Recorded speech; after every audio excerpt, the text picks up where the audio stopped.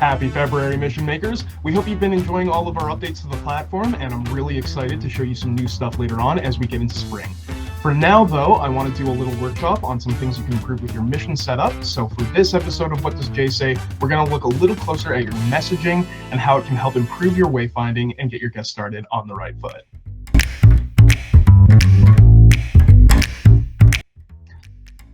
Everything about your mission setup can be used to help your players get started, beginning with the way your field agent introduces the mission. Your mission should begin and play out almost the way a guided tour or even a ride at a theme park would.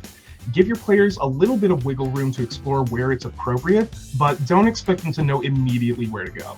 Let your field agent take on the role of a tour guide, and remember to guide people while you're educating them. We typically recommend placing your first challenge not too far from where you think most people will see your mission being promoted on site. If you anticipate the visitors will want to download your mission before showing up to your location, try and make sure that your map includes your parking lot and just enough info in its immediate surroundings to give players a sense of where it is on Google Maps and how to begin the mission once they arrive. Once you've created enough challenges in a mission, take one last look in the map editor and make sure that the reveal radius looks good. If your challenges focus on the player's surrounding area, make sure not to make the reveal radius so wide that they unlock it from too far away.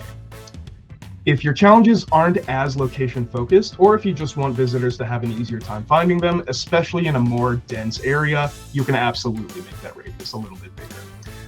And just like how you used your welcome message to bring everyone to the first challenge, you can also make tiny tweaks to your challenges to make them easier to find if you're intending for them to be played in a certain order. The best way to do this is to number your challenges at the beginning of the challenge name, just like in this example. From there, you can also end your post-challenge messages with a helpful hint of where the next challenge will be. Don't forget that you can also use your challenge statistics to glean some further insight into how your challenges are doing. So, for example, if most of your guests are playing your challenges through to the end, you should be seeing some fairly consistent user numbers across the players column. But on the other hand, if certain challenges aren't being played as many times as some others, look at the placement of those challenges and decide if they're too hard to find or maybe just a little bit too far away.